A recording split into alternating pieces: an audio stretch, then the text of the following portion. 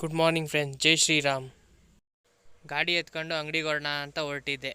ಅಂಗಡಿಗೆ ಬಂದ ತಕ್ಷಣ ನಮ್ಮ ಅಪ್ಪ ಒಂದೆರಡು ಸಾಮಾನು ಕೊಡೋದಿದ್ದು ಕೊಟ್ಬಿಟ್ಟು ಬಂದ್ಬಿಡು ಅಂತಂದರು. ಕೊಡಕ್ಕೆ ಹೊರಟೆ. ಒಂದು ಮನೇದು ಕೊಟ್ಟಾಯಿತು, ಇನ್ನೊಂದು ಮನೇದು ಕೊಡೋದಿತ್ತು. ಹಂಗೆ ಹೊರಟೆ ಮುಂದೆ ಕೊಡೋಕ್ಕೆ ಅಂತ. ಎರಡು ಸಾಮಾನು ಕೊಟ್ಟು ವಾಪಸ್ ಅಂಗಡಿಗೆ ಬಂದೆ. ಸಾಮಾನು ಕೊಡೋದೆಲ್ಲ ಮುಗೀತು. ಆಮೇಲೆ ಸ್ವಲ್ಪ ಪರ್ಕೆ ಸ್ಟಾಕ್ ಬಂದಿತ್ತು.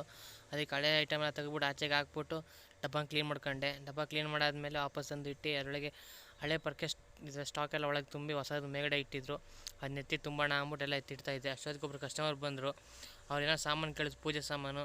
ಅದು ನಮ್ಮ ಹತ್ರ ಸಿಗೋಲ್ಲ. ಅದಕ್ಕೆ ಅವ್ರಿಗೆ ಹೇಳ್ದೆ ನಮಗೆ ಸಿಗೋಲ್ಲ ಅದು ಅಂತ.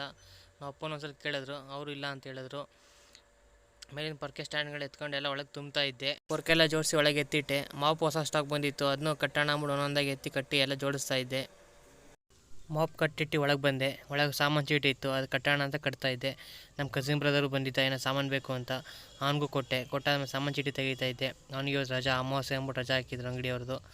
ಅಂಗಡಿ ಹತ್ರ ಬಂದಿದ್ದ, ಸಾಮಾನು ತಗೊಂಡು ಮನೆಗೆ ಸಾಮಾನು ಬೇಕಿದ್ದು ತಗೊಂಡ. 6.5 hours later. ಸಾಮಾನು ಚೀಟಿ ಕಟ್ಟಾಗಿತ್ತು, ಅದನ್ನ ಕೊಟ್ಬಿಟ್ಟು ಬರೋಣ ಅಂತ ಎತ್ಕೊ ಹೊರಟಿದ್ದೆ. ಸಾಮಾನು ಕೊಟ್ಟು ಮುಗೀತು. ನಮ್ಮಪ್ಪ ಕುಡಿಯೋಕ್ಕೆ ನೀರು ತಗೊಂಬಿಡು ಅಂತಂದರು. ಅದಕ್ಕೆ ಕುಡಿಯೋಕ್ಕೆ ನೀರು ತಗೊಬರೋಣ ಅಂತ ಹೊರಟಿದ್ದೆ. ನೀರು ತುಂಬಿಸ್ಕೊಬಂದು ಅಂಗಡಿ ಒಳಗೆ ಇಟ್ಟೆ. ಅಷ್ಟೊತ್ತಿಗೆ ಕ್ಲೋಸಿಂಗ್ ಟೈಮ್ ಆಗಿತ್ತು ಅಂಗಡಿದು. ಬಾಗ್ಲಾಕ್ಬಿಟ್ಟು ಎಲ್ಲ ಒಂದೊಂದಾಗಿ ಒಳಗಿಟ್ಟೋಣ ಅಂದ್ಬಿಟ್ಟೆಲ್ಲ ಐಟಮ್ನ ಎತ್ತಿಡ್ತಾ ಇದ್ದೆ. ಅಂಗಡಿ ಬಾಗ್ಲಾಕ್ಬಿಟ್ಟು ಮನೆಗೆ ಹೊರಟೆ. ಅಷ್ಟೊತ್ತಿಗೆ ನನ್ನ ತಮ್ಮ ಫೋನ್ ಮಾಡ್ದ, ಬತ್ತಾ ಗೋಬಿ ತಗೋಬಾ ಅಂತ. ಗೋಬಿ ಅಂಗಡಿಗೆ ಬಂದು ಗೋಬಿ ತಗೊಂಡು ಹೊರಟೆ. ಗೋಬಿ ಪಾರ್ಸಲ್ ಇಸ್ಕೊ ಮನೆಗೆ ಹೊರಟೆ. Thank you watching this video.